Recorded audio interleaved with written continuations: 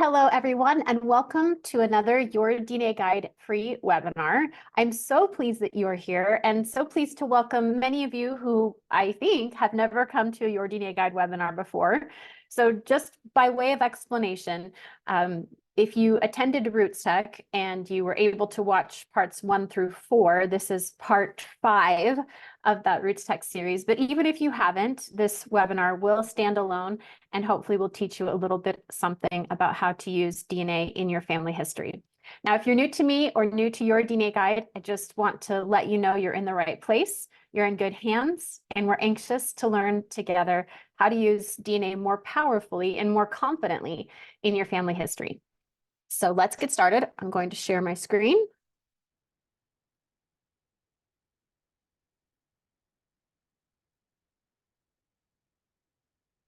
All right. So DNA is easy until it isn't, a slightly complicated case study. So as I mentioned, Your DNA Guide, we are here and our mission is to help connect you to yourself, help you understand better your own identity, as well as help you better understand your connections to your family. Excuse me. Good thing I brought this. So again, for those of you who maybe are new to me or new to Your DNA Guide, this is our journey. So my journey started in 1999 when I was in college and I was part of the Sorensen Molecular Genealogy Foundation. In fact, we just are celebrating 25 years of genetic genealogy, which is incredible. And to help celebrate, I helped curate this book, which shares the stories of several of the genetic genealogy pioneers in the field or those who have contributed to the field of genetic genealogy have compiled their stories into this book. And if you don't have it already, you can get the book as an ebook, but we're also selling a very limited number of physical copies. So I did a single run of the physical print version of the book, and we are going to be offering that until I run out. And so if you're interested in having a physical copy of that, I will put the link in the chat as well as send it in the follow-up email in case you're interested. But that was my journey, 1999. And then today, of course, here 25 years later with Your DNA Guide, again, with this mission to better understand how you can be more confident in your genetic genealogy. So without knowing all of you, I'm just going to launch this quick little poll so I can get to know you a little bit better. So if you could, just 3 questions. I'd love to know how you found out about this webinar, and if you joined me at RootsTech, and kind of where you feel like you're at on the scheme of genetic genealogy. So welcome. If you're just joining us, I've just launched a poll. If you can't see the poll, it's just because you just came in. I'm asking how you found out about the webinar, and if you attended my lectures at RootsTech. If you want to put that information in the chat, we'd love to hear from you there as well, as we're waiting for everybody to fill out the poll. Kate, great. I'm glad you said hello.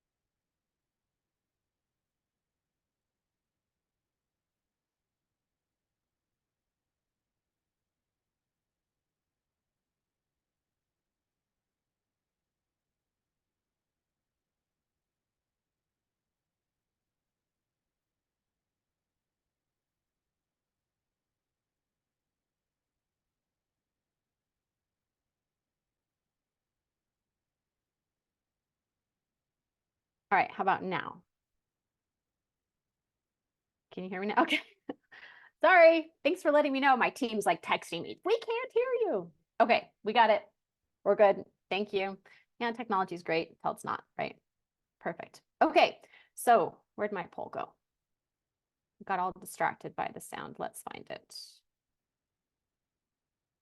Okay, so I'm going to share the results so you guys can see also. So it looks like about 15% of you came to us from social media, about half of you from RootsTech, and another 40% from another source. So that's exciting. And then about 63% of you attended some of my lectures at RootsTech. So thank you. Thanks for coming. RootsTech is so fun, but it is exhausting, I'm sure, for you as well as me, but always worth coming. For those of you, the 35% of you who weren't able to watch my lectures at RootsTech, they are currently available on the RootsTech website on their channel, and you can go watch series 1 through 4 if you're interested and pick up a little bit more in that way as well. And then I asked how you would categorize your experience in genetic genealogy, and it looks like most of you find yourselves in the advanced beginner to intermediate range, with about 17% of you as beginners. Welcome to the 5% of you who are total newbies. We are super excited you're here, especially. And for those of you who feel like you're a little more advanced, we'd love to hear any comments that you have in the chat as well. Anything you want to add to the discussion, we're grateful that you are here too. All right. Let's get back to it. I'm going to share my screen again. Okay, here we go. So I guess the next thing is just to thank you. Thank you for caring enough about your family that you're taking an hour out of your day to come and learn what you can about using DNA and family history. Thank you for your persistence in learning this new language of DNA and in just determining that you've got this and you can do this and you're here to improve and be better. And I really admire that. So thanks for joining me. A bit of housekeeping, as we always get asked. There is no handout for today. It's one of the ways we're keeping this webinar low cost. It does cost us to create those, even though they're digital. It takes some development time and creation time and posting time. And the recording for today will be available through Thursday, so you can watch it as many times as you want between now and next week, but then it will become unavailable. As I mentioned a little bit earlier, there are 2 ways to communicate in a Zoom webinar like this one. You can put your comments in the chat. If you have a question about a concept I'm talking about, you should put it in the Q&A. So we probably won't have time to address a ton of questions at the end of the webinar, and no one will be answering the questions that are there right now during the webinar. So we're going to save all the questions until the end. It would be best if the questions that you had were less specific scenarios about your particular family history and just about the concepts that I'm teaching. That way we can address them a little more globally and help them apply to more people. So use that Q&A if you do have a question. All right, now on to some fairly simple, easy concepts. Number 1, each of us has 2 parents. Now this seems like a pretty simple fact, but it's true even if you don't know who they are. We are all biologically half and half of each of our parents. And therefore, each of us has 4 grandparents. Again, 25% of our DNA coming from those people. And we can just kind of keep going, right?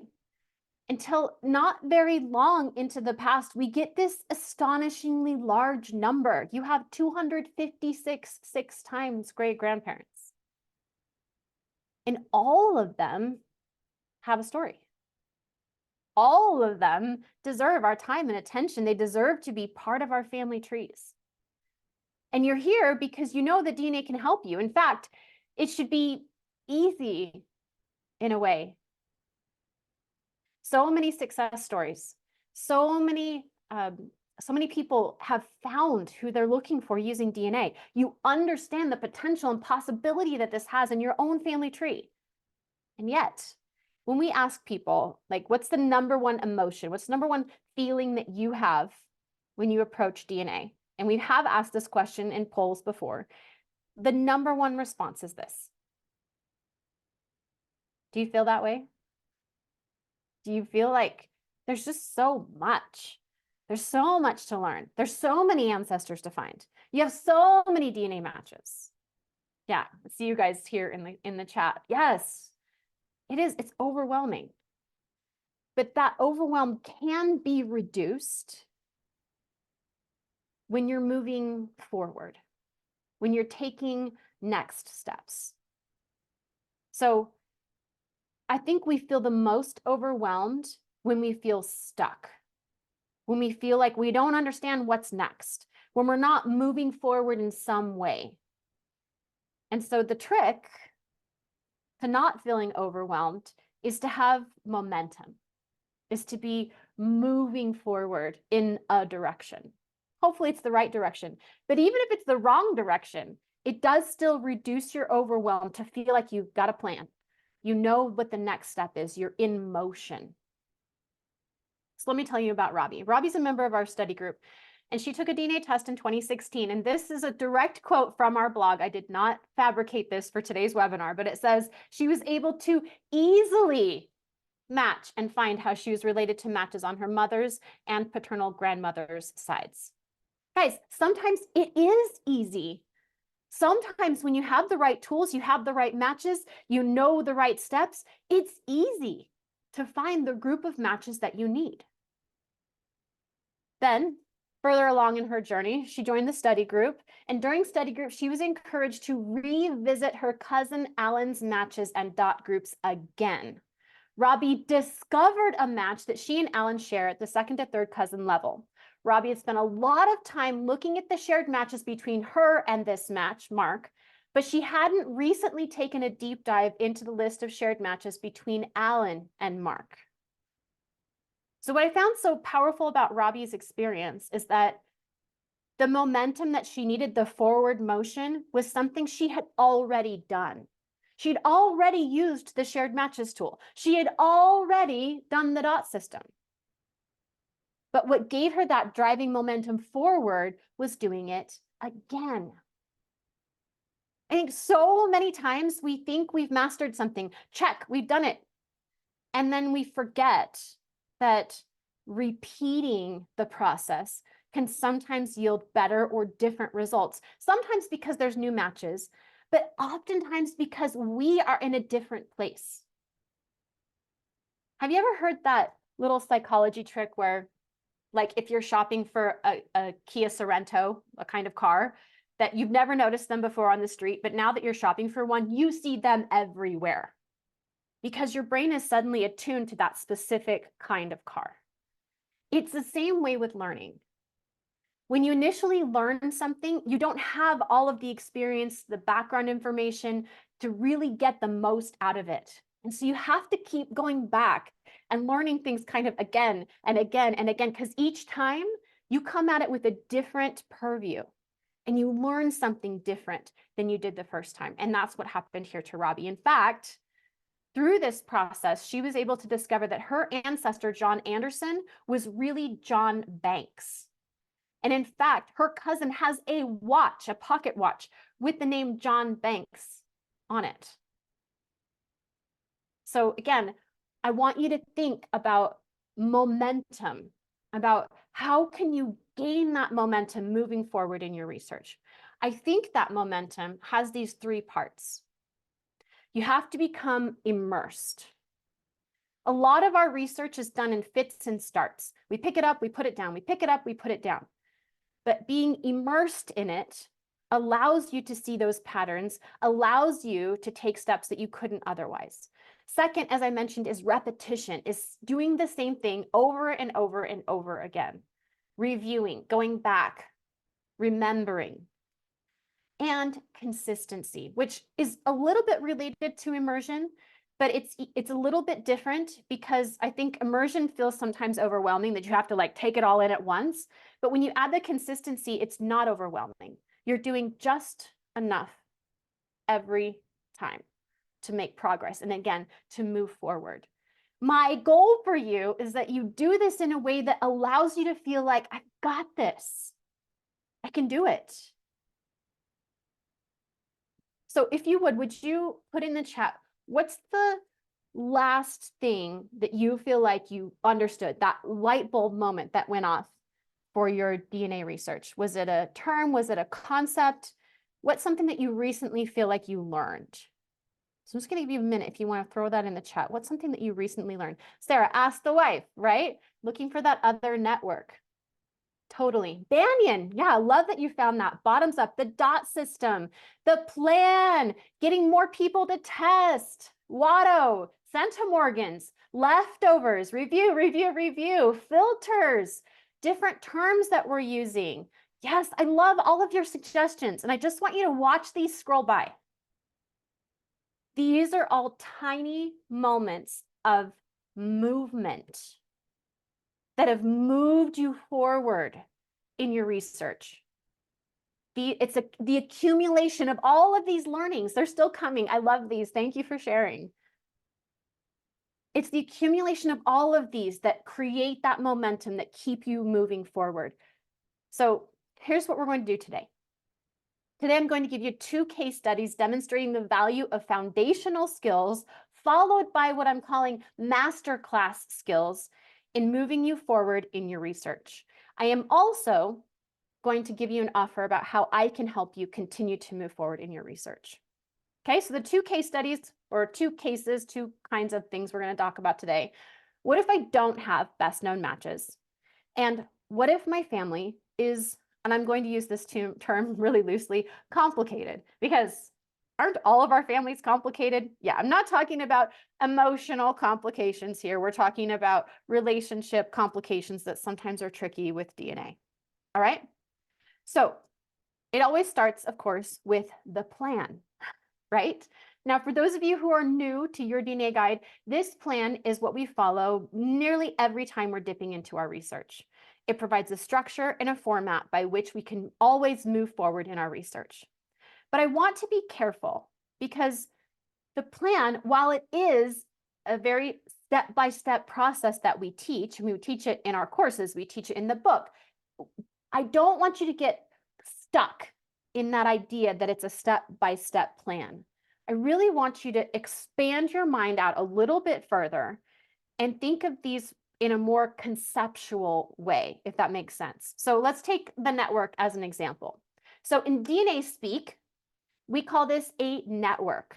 It's just a group of matches that relate to the line you want to research. This is what we call this section or this step in the plan.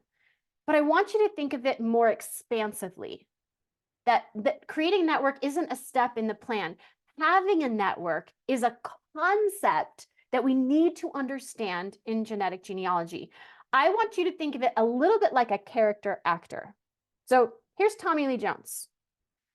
He is an unequivocal character actor. Can you see him looking any way other than this in any movie that he's in? No, right? This is him. This is, when you say Tommy Lee Jones, it conjures up this persona, this character, right? That's how I want you to think of a network. It is a character that's able to play multiple roles actually in your family history. So instead of thinking it like a step that has like this really boxed idea, think of your network like a character actor. It plays this part in your research. It's this idea that we want to have a network, a group of people to focus our time, effort, and energy on. Okay, I know that's a little like, you know, maybe a little woo-woo for us. But my goal for you today is that while DNA may not be easy all the time, it is doable. I want you to feel like you can keep moving, that forward motion. You can learn the next thing. And then there will be something after that, and you'll learn that too. That you won't ever feel incapable or stuck, that you'll be like, I've got this. And I just want to let you know that I need repetition too. Like, it's hard sometimes you see an expert and they're like, oh, they know everything. This is so easy for them. Okay, but I forget too. Ask my team all the time. I'm like, hey, Lori, if I'm trying to do this, or I say, Connie, what was that one thing you were talking about like 2 weeks ago? I can't remember what you were saying. Or Kelly, when you need to do XYZ, how do you do it? I have surrounded myself with people I trust, people that I can ask, so that I don't get stuck, and so that I'm allowed to forget things because I can go ask them again what to do. So you should do the same. The genetic genealogy community is fantastic. It's amazing, and you can be a part of it in a million different ways. Of course, there's online groups, Facebook groups for sure. There's your local genealogy societies. Most of them have some kind of genetic genealogy group. Don't do this alone. It's too hard. You're going to need someone else. So find a friend, find a mentor, join a group. It'll be worth it. Okay? So back to these case studies. What if I don't have best known matches? And what if my family is complicated? For each of these case studies, we're going to talk about approaching them from a core concepts, like a foundational concepts level, which is what I consider to be the stuff everybody needs to know. And you need to review it and review it and review it. Now, if this is like your 27th webinar with your DNA guide, these concepts are going to be familiar to you. But I want you to think like Robbie was thinking. I want you to think bigger, and I want you to just not automatically dismiss, oh, I've done that, check. But try to just step back and say, okay, if I was just starting out, how would I approach this? What would I do? So don't, again, if you're not new, don't automatically dismiss these core concepts as something you already know, because revisiting and reviewing them almost always yields additional insight. Okay, so core concepts and master classes. These are next level strategies often required to make progress. Not always. Sometimes the core concepts are enough to get you the answer you need, but often you do need some kind of next level strategies. Okay, so we're going to talk about, again, these two case studies and how to approach them first with core concepts and then with more masterclass concepts. So let's start again with what if I don't have best known matches? Let's start with the core concept of this idea that your entire DNA match list can be broken up into groups. There are a network of DNA matches for every single couple in your family tree. Everyone has one of these groups. To find them, we follow the plan, and I've kind of simplified it here. Starting with best known matches, we use the shared matches tool, which helps us find the best mystery matches, which leads us to doing genealogy. So, best known match is another descendant of the ancestor you want to research through a different line than your own. So the core concept idea is you find this person. You can find them in through lines at Ancestry. You can find them in the theory of family relativity at MyHeritage, or perhaps it's just someone you recognize on your match list that you know your relationship to. You use the shared matches tool on that person. And very importantly, you use a match labeling system. Now let's cover that match labeling system. These are my 3 tips for successful match labeling. Number 1, start over. Erase all of your dots. Number 2, each dot gets the name of the 2 ancestors it represents. And number 3, everyone on the shared matches list gets a dot. So here's my example. Let's say we have a second cousin who's a descendant of our ancestors, Mintz and Miller. So those 2 names are the 2 names of the ancestral couple that we share in common with this best known match. So we would make a label that says Mintz and Miller. I would go to this second cousin's DNA match list. Second cousin in my match list, I would click on that second cousin to see our shared matches list. This is our shared matches list.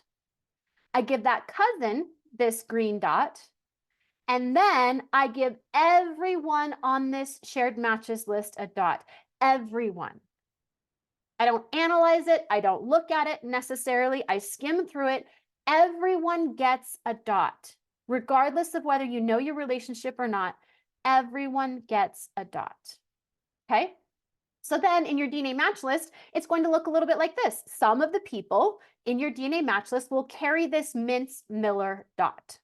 So let's look at this couple in our family tree. So let's say they are our father's mother's line, Mintz-Miller. Now that we've used shared matches, we've dotted these individuals, we've created a network. And remember, every time you use the shared matches tool, I want you to ask yourself, who did I just gather? Who's on this list? The answer is the same every time. And we get this from Dana Leeds. You get his, hers, and theirs. So I just used the shared matches tool with descendants of Mintz Miller. I get his, hers, and theirs every time. What does that mean? It means you get people who are descendants of the Mintz family, that's his. People who are descendants of the Miller family, that's hers. And other descendants of Mintz Miller, that's theirs. Every time you use the shared matches tool, you get these three kinds of matches. Now, what if you're looking for the Mintz family? You don't know who the parents of Mr. Mintz are. That means that the people who correspond or who sort to that branch of your tree become your best mystery matches. These are the individuals that are going to help you identify your relationship to the Mintz family. The problem is those people show up as this big group. You don't know right away which ones belong to the Mintz family, right? They're gone. You can't see them immediately. You have to find them. So if we go to the plan, again, we've got best known matches. We use the shared matches tool to create that network. We're going to have to employ this next step. It's called splitting your network. Okay, to split your network, we have to remember every network, no matter which one it is, it can always be split into its component parts. Every group can always be split into its component parts. Okay, so let's go back to Mintz Miller. If we wanted to split this network, we would need to use another best known match. We would need a descendant of this line, this Miller-Loki line, who would be our third cousin. We would use the shared matches tool on that person. We would use match labeling to label them perhaps with an orange dot. Then the people who were left over, who didn't have the orange dot, those individuals would be the ones that were related to our Mintz missing line. These become our best mystery matches, and they're the ones we investigate. We investigate them to see how are they related to each other? Who is their shared ancestor? That will lead us to our missing Mintz line. What do you think? It's easy, right? I mean, the process is easy. That's what you do every single time. Best known match, shared matches tool, makes a network, split the network using a best match and the shared matches tool and match labeling. That's the process. But what if you don't have a best known match? Then where does the system go? How do we manage it? So usually this comes up at this point when we're trying to split our network. Usually we can find someone who's a descendant somewhere that's related on one side of our family to start with.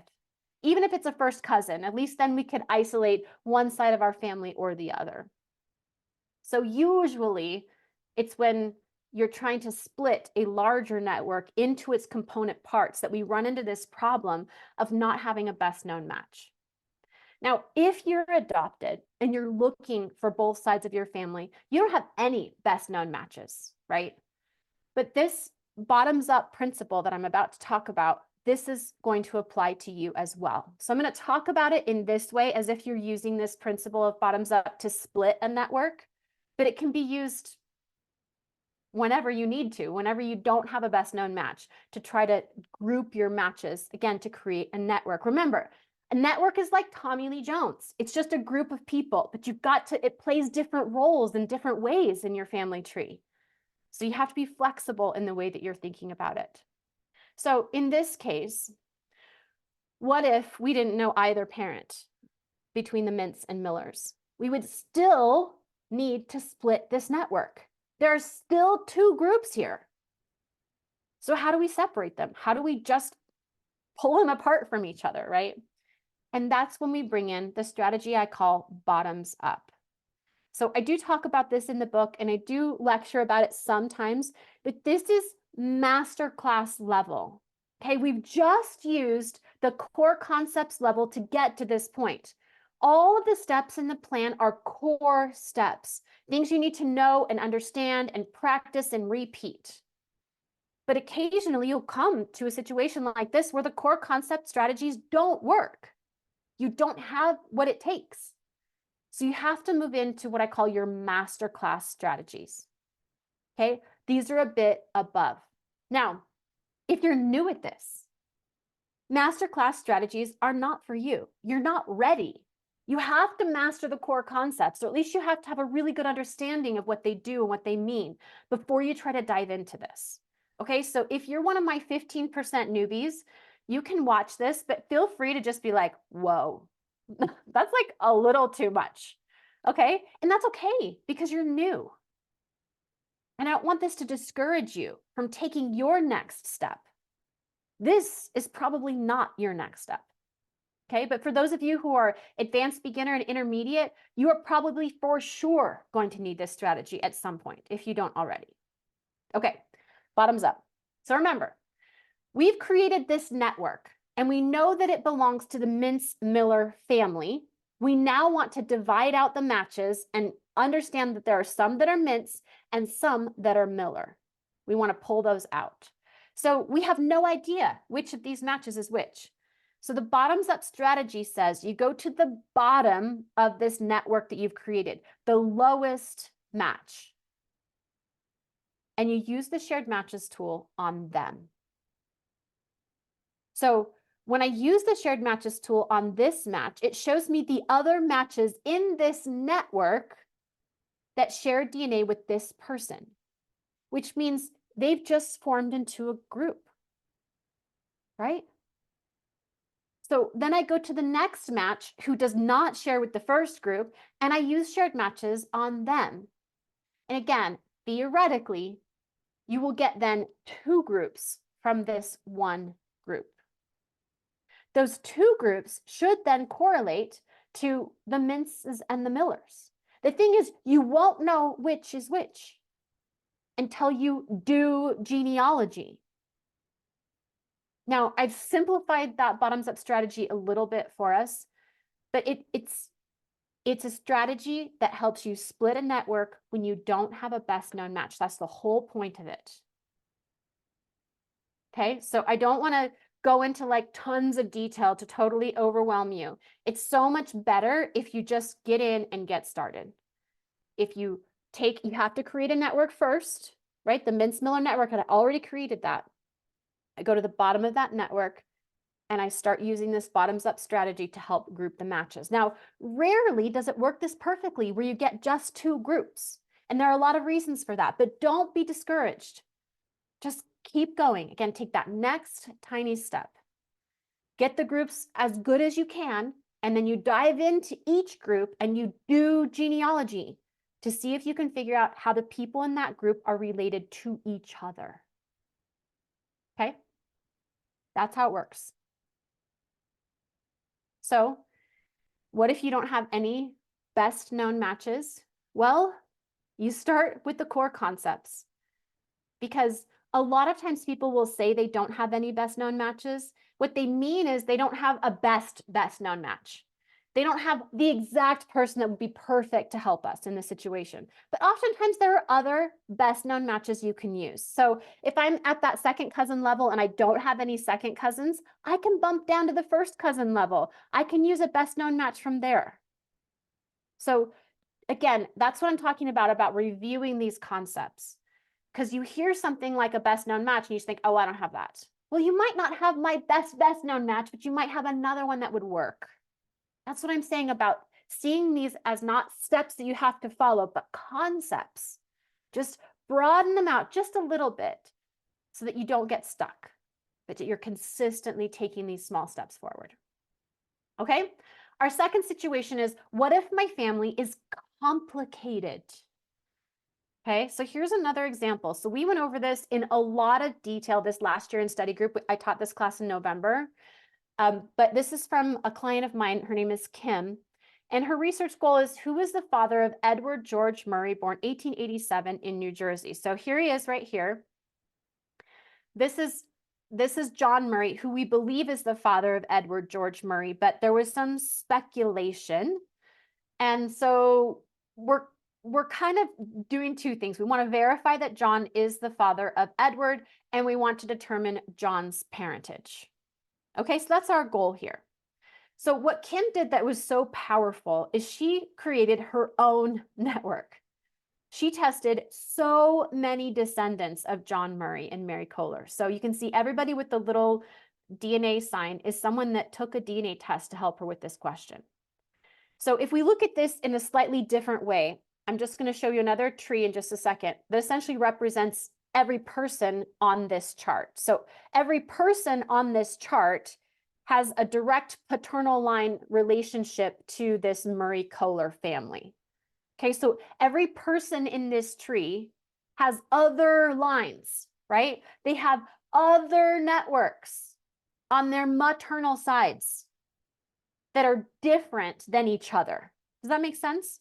So the only line that all of them share with each other is this Murray Kohler line. Okay, and the DNA that they share with each other represents the DNA from this line. Okay, now, because these individuals have pretty good documented genealogy through their whole tree, it was a surprise to Kim to find another network. This is a group of DNA matches she found in all of their match lists, not all of their, most of their match lists, that correlated to this Garretson family. So the core concept here is that every network in your DNA match list, every group of matches gets a home, right? But when we look again at these family trees, we see that maternal sides are accounted for. This Mortimer line has its own genetic network. They can see it. The Kohler line has its own genetic network. So this network of Garrisons is like homeless. There's a clear group of people that they're related to, but they don't have any idea how. But because they verified these other networks, again, especially the Mortimers and the Kohlers, it's clear that this Garretson network fits in this somewhere. It has to. So if you see in your DNA match list a group of matches who all share a common ancestor with each other, they belong in your tree. It's a missing network, and you need to figure out where it fits. So we're assuming here that it must fit in this Murray line. These Garretsons fit somewhere, but where do they fit? And that's a question solved by this idea of generation of connection. Now, we're not going to go into a terrible amount of detail about generation of connection, but essentially it means that you look at the relationships of these matches to each other and you decide how far back in the Garrison tree and how far back in our Murray tree do we need to go before these two lines should come together. Okay, so to do that, again, Kim has so much data. She's asking the question, how much DNA do all of her people, the Murrays, share with all of these Garretson people? And she started to create these really nice tables. So she would take, so this table, the Sharon, Joan, Emma, Melissa, Brandon, Lori, Irma, these are all of her family members. And she went through each Garrison match and cataloged how much DNA each of her family members was sharing with each of these Garrisons. Now, she could only do that because she had access to all of their accounts, okay, which is a really powerful thing to have. But she went through and she did that for every single one of them. And she came up with some really interesting patterns that led to two conclusions. The first was, because of the way everything was matching, she was very confident that John H. Garrison and Annie E. Broadbent were her common ancestors. Somehow this couple had to fit into her Murray tree. Now remember, looking at her family tree, Edward George Murray married Winifred Mortimer. There is a Mortimer family genetic network in their match list. They're definitely related to the Mortimers. Going up to the next generation to Mary Kohler, there was a Kohler network in her match list. They're definitely related to the Kohlers. So where do the Garrisons fit? Well, by doing a lot of research, by looking at a lot of generations of connection, she determined that Mr. Garrison is actually the father of Edward George Murray. Okay, now she did all of this really using core concept information, meaning she used the shared matches tool. She used her best known matches. She looked at the amounts of DNA that are shared between different people at different levels that match. She understood their relationships. She calculated generation of connection. All of that stuff is core concept level information that she used to help come to this conclusion. Now, fortunately or unfortunately, there was another wrinkle. See, we're talking about complicated families. So in addition to understanding that Mr. Garrison was the father of Edward George Murray, looking at the data led to this conclusion. There were two people in Kim's family tree that weren't sharing any DNA with the Garrisons. This is a pattern that needed investigating, and this is a much more masterclass level. When you see this really sharp pattern of a group of your matches are sharing way less DNA than they should be, according to everybody else, you have to start thinking about things like half relationships and multiple relationships, and really scrutinize and crunch the data in multiple ways to ask it questions to help you find the answer. Now, we went over all of this stuff in the class in November, but again, I don't want to overwhelm you with all of the details, but I want you to understand that at this point, we needed more. We needed a bigger strategy. Because in the end, it turns out that the individuals in Kim's family tree had more than one relationship to each other. Whenever there's that situation, when two people have more than one relationship, those numbers of centimorgans, that amount of shared DNA, becomes additive. You take the two relationships that they have and you add up that total amount of shared DNA. So it looks like this. Their first relationship, so Lori and Irma are the two who didn't share with the Garrisons. So Lori and Irma have two relationships to everyone else in the tree. Number one, they're related through Winifred, because Winifred had a child with her husband's brother. Turns out half brother. Right? This is hard. But these kinds of relationships happen fairly often in our family trees, and the DNA does provide the clues and the information to help us figure it out. But it's hard. It does require master level strategies. So again, Winifred Mortimer had a child with William Clemens Murray, her, turns out, half brother-in-law. Okay, so their first relationship is through Winifred. Their second relationship is through Mary Kohler. Okay, so again, this whole situation is difficult, but it's becoming easier with tools like Banyan. Some of you mentioned that you learned about Banyan recently and how it is helping you in your family tree. We are super excited that in Study Group 2025, well, this next year in Study Group, we are going to study Banyan, and it will make situations like this so much easier. Because in Banyan, you're able to input all this information that Kim had and allow that to do all the number crunching instead of all the tables that we had to make and all the calculations that we tried to do. It was hard, but it's easier now with Banyan. But it's still hard unless you know in advance about these relationships or you have a sneaking suspicion. So when you know you have multiple relationships, I saw a couple of you coming here in the chat saying, that sounds a lot like my family. When you know you do, you have to make a table to calculate all of the known relationships and decide how or if you can still use the shared matches tool.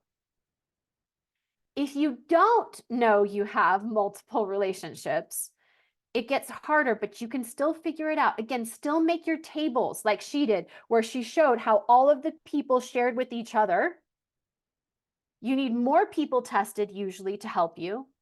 And you'll need to have a hypothesis. Well, what if these two people actually had this baby instead of these two people?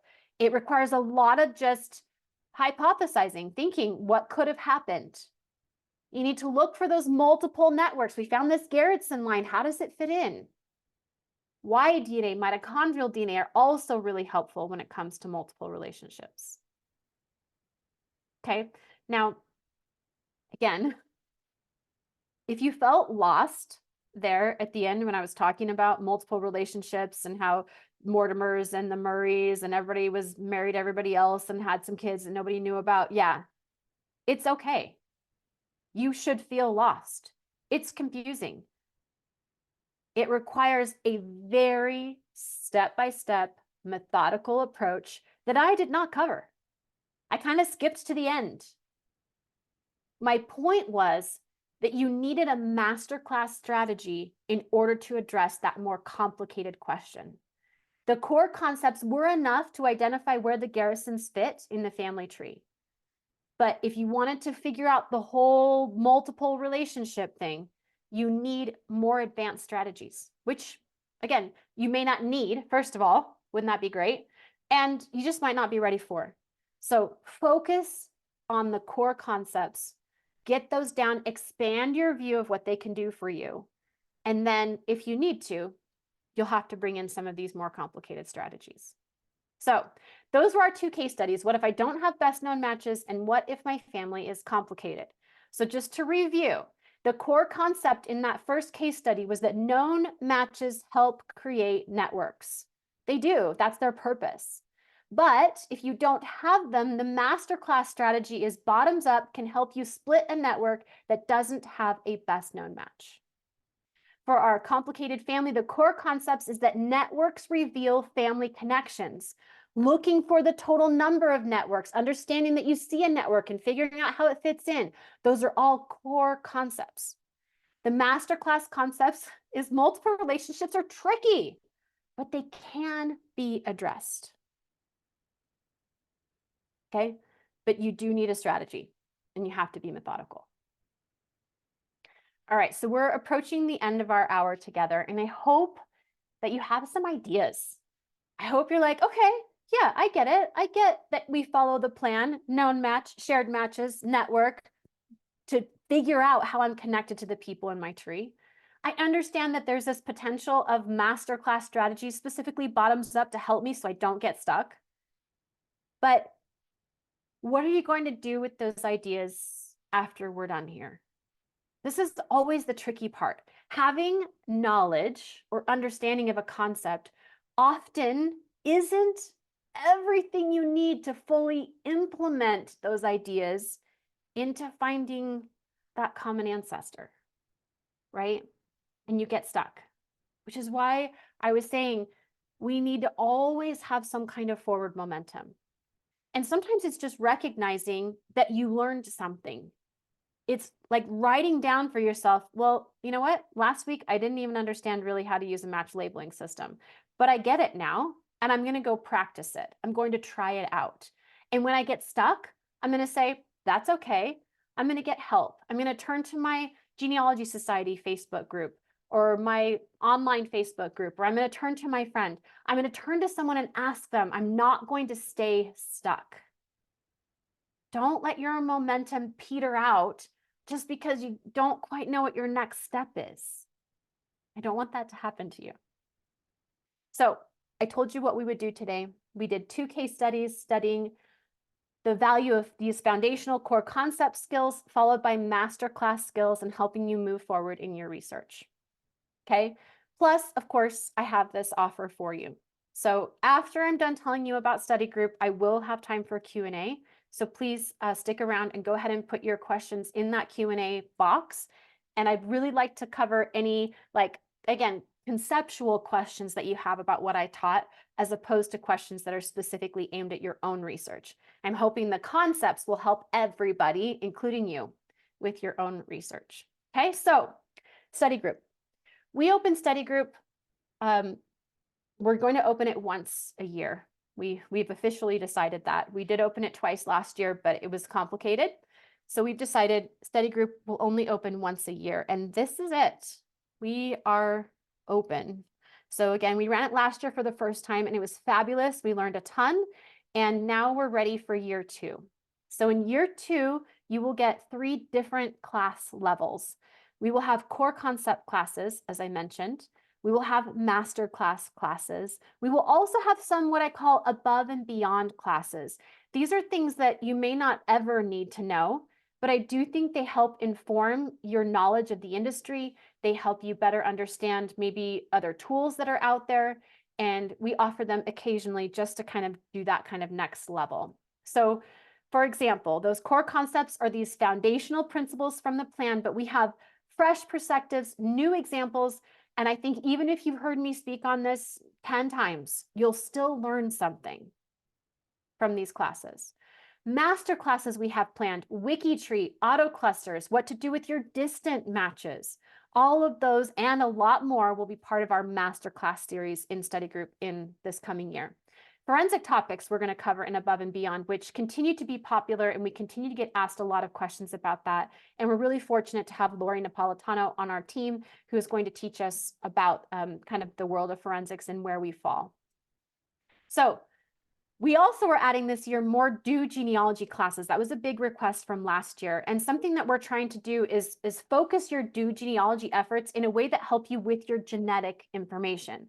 So for example, Sunny Morton taught a fantastic class just about newspapers, but not just about newspapers, but about how to find your DNA matches in newspapers to further your knowledge of them and their family. So we're really trying to take a DNA perspective on all of our classes, including our due genealogy classes. So we'll have these kinds of classes. So you'll get 2 months of access to the recordings. So if I was teaching study group right now today, you'd be able to watch this class through the end of May.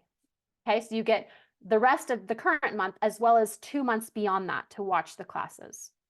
We also have, the classes are twice a month on the 1st and 3rd Wednesdays at various times. But again, they are recorded if you can't make it live. What I'm most excited about this year are our expert monitored discussion boards. We have such a fantastic team. I've already told you how much I rely on them. And they will be there to answer your questions every day.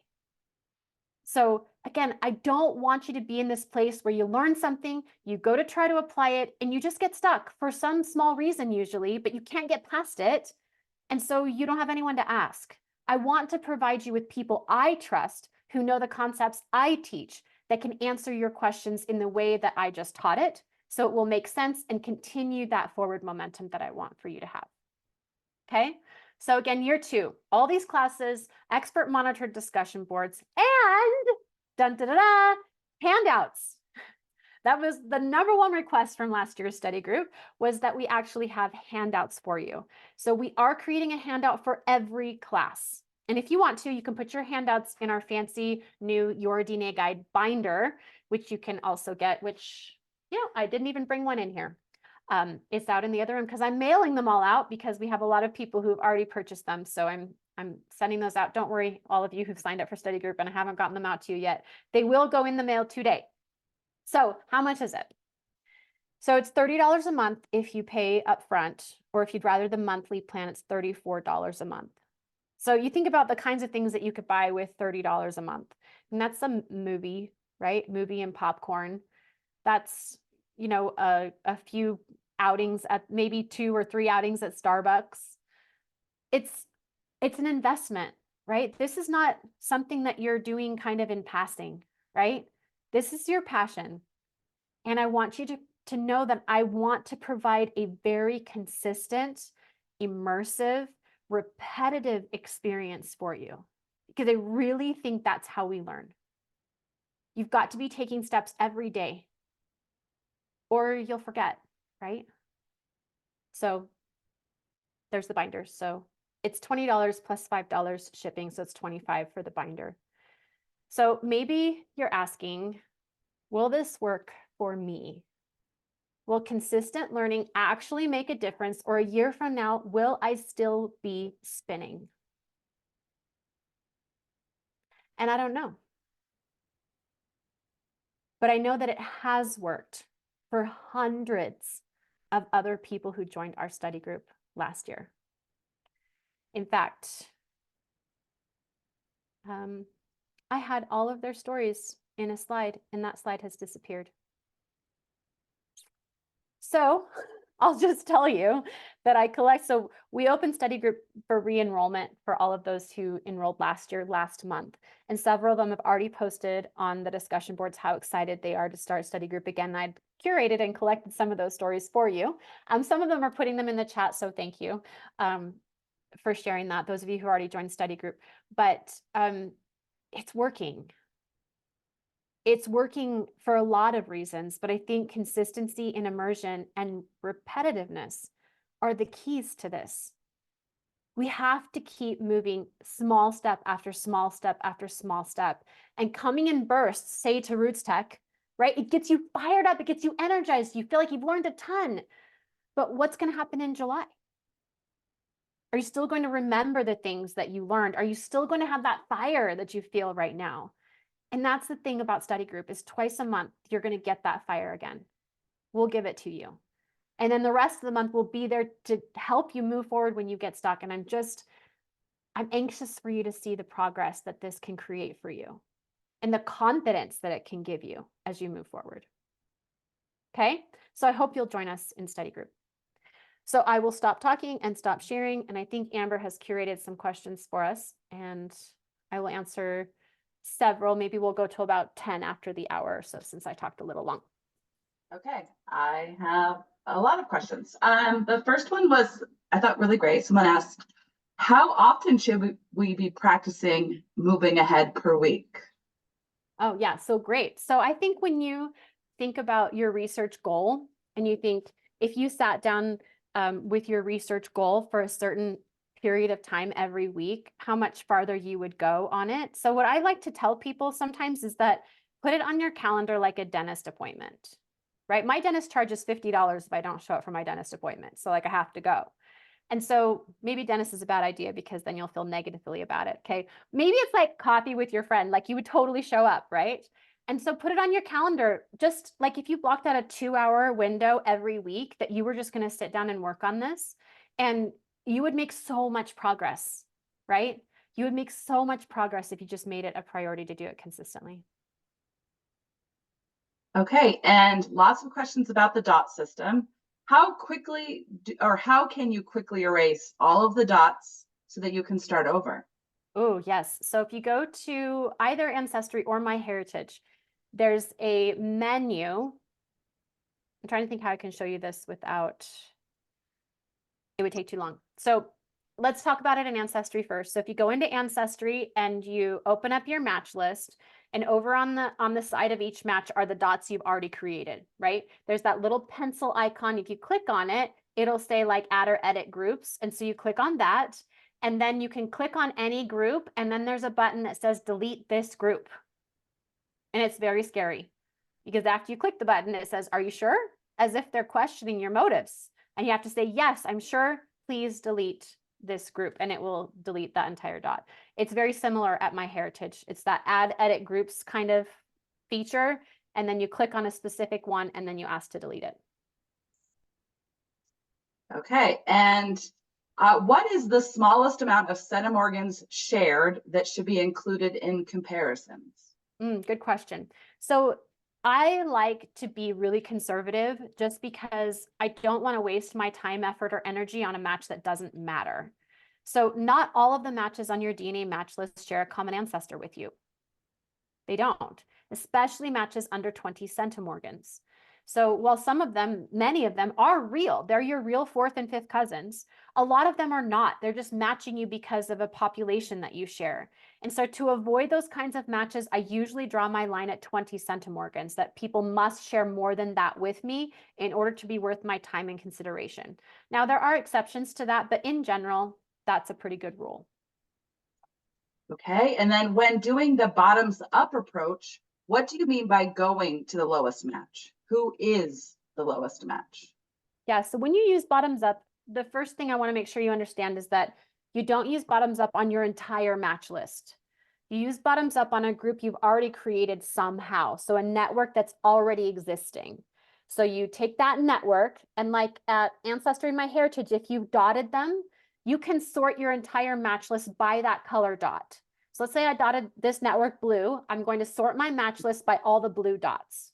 And then I'll see them all right there. And what I'll do is I'll go all the way down to the bottom of that list, and that bottom match is the one that I use to start the bottoms up process with. Okay, and does match labeling work only on Ancestry, or is there a way to implement it at Family Tree DNA? So there's match labeling at Ancestry and MyHeritage. They both have dot systems. If you're at Family Tree DNA, then you'll want to use the leads method. And we do have a blog post on that. And the leads method is just as effective. You just kind of do the dot system yourself in like a spreadsheet, or you can even just use a piece of paper. Okay, and then for separating networks without a best known match, why do you start at the match with the lowest centimorgans? So technically in bottoms up, I tell you to go to the match at the bottom of the category of cousin that you need. And that is really complicated, which is why I didn't say it. But now I'm going to say it because you asked. So it really depends on the kind of ancestor you're looking for. So if you're missing a 2 times great grandparent, you ask yourself, who would be other descendants of this 2 times great grandparent? What would their relationship be to me? Well, they would be your third cousins. So you want to split your matches to create 2 groups of third cousins. Okay, so you've already found the network of second cousins. You've used second cousins to make this network. So theoretically, this network should split into 2 pieces, one for one set of 2 times greats and the other for the other set of 2 times greats. Okay, so I hope you're still with me. So if that's what you want, you need to separate into 2 groups of third cousins, essentially. You would use bottoms up, meaning you go to the bottom of the third cousin category. So how much DNA do third cousins share? Well, they share about 75 centimorgans. So you'd want to go to the section of that network that has most likely contains your third cousins. But it's hard because what you don't want is some kind of second cousin. So a second cousin once removed looks a lot genetically like a third cousin. They share the same kind of DNA. But if you use a second cousin to try to split a network, it won't work. Why? Because your second cousin shares DNA with everybody. So the goal of bottoms up is to get down below, underneath those closer matches. You don't want second cousins involved. So if I'm looking to split into third cousin groups, instead of at 75, I usually go down to 50 centimorgans. And I start with a match that's like 45, 50 centimorgans, because I'm hoping that person isn't a second cousin of some kind. They still could be. They could be a second cousin twice removed and share 50 centimorgans. So again, this is why it's a masterclass strategy. It's hard. It takes some trial and error. Sometimes you click on a match, use the shared matches, and you're like, that didn't work. I didn't get 2 groups. Why? Well, maybe because that person actually is a second cousin of some kind. So that was a complicated answer, which is why I didn't include it in the presentation, but I hope it made sense. So there you go. And how many generations back will these techniques work? So I use autosomal DNA to answer the question of a missing 3 times great grandparent or closer. You don't want to be more distant than that. The matches get too small, the centimorgans get unpredictable, and in general, it's too hard to be sure that you've found the right person. And then lots of questions about study group. How many months does it last for, and how can they sign up? Okay, well, we hopefully are putting the sign up in the chat, but we'll email it to you also. Study group will start in April and will run through March 2025. So we're just this month, March, right now, we're ending study group for year 1. And so we'll start again in April for year 2. So it's a full year, which means, 24 classes. And then, of course, those discussion boards. And we I have another bonus I'm telling you about. Kelly, who is she's the Academy Director here at Your DNA Guide, Kelly Bergheimer. Perhaps you've heard her speak before. She was slated to speak at RootsTech and be live streaming, and we told study group about it so everybody could come. But then Kelly, who's so allergic to cats, took a flight with a cat and literally couldn't talk for the first 2 days of RootsTech and was unable to do her live streamed presentation. And so now she feels bad that she offered it to all of our study group people. They were going to come watch, and now they haven't been able to see it, and they've been asking about it. So she's actually going to record it and put it in study group. So if you join study group for this coming year, you will have an extra bonus class from Kelly as well. So. Okay. Would you like any more, or? Let's do one more question. Okay. In the dot system of shared matches, does everyone get the same color, or will others have a different color? This is a great question. So we're actually teaching a master class on match labeling in study group in the coming year. And I'm really excited about it because it's an amazing magical system, actually. So if you follow the steps that I told you and you use a known match, use the shared matches, everybody gets a dot. Then if you go and dot somebody else, there's a possibility that same match will be shared there and will also get another dot. And it's the dot patterns that really reveal how you're related to someone else. It's actually magical. I feel like it's magical. It's not. It's very step by step, but it reveals so much about your relationship to a match if you follow a really dedicated dot system. So yeah, lots of matches will have more than one dot, and it tells you about how you're related to them. Okay. Yeah. Thank you. Okay, so I just watched a few things going through the chat. I wanted to answer one other question about how study group works. So when you sign up, you'll get access to our study group platform. It's like an online learning center. And if you've taken other courses from us, it will just show up in your learning center. So if you've taken the YDNA course, it'll be there with your YDNA course kind of in your home screen. And so then every time we give a study group class, it's recorded and then it's uploaded into that portal. So you can log in and watch it. That's also where you'll find the discussion boards. So there'll be a discussion board for each class that we give that you can post about the class. And there will be other discussion boards where you can chat with other members of study group that aren't monitored by our coaches. But yeah, all of that information is all in the study group portal. So when you register, you'll get a link to finish your registration. So don't forget to do that. Finish your registration, and then you'll be able to come and see inside that portal to see. And we have all the list of all the classes, and everything is in there already. So you'll be able to see and put on your calendar. Okay. So thank you again for coming. I'm sorry we're a little bit over time, but it's not too terribly bad. I hope you had fun learning today. I hope you feel like you understand where you are as far as in your journey. Are you at a core concepts level? Are you at a masterclass level? Are you feeling like you're ready to have that momentum, right? Just take that one next step, learn that one next concept. You don't need to know everything all at once, all the time. You just need to know enough to take that next step. So hopefully you feel like you've got that and you can do that here today. Take that next step today. There's no better time to act, right, than right now. So thanks for coming, and I appreciate all of you do to support me. I feel it. I need it. It was so wonderful to meet so many of you in person and receive so many of your comments via our social media channels and email. It really does help me. So thank you. Thank you for being you. Take care and have a good afternoon.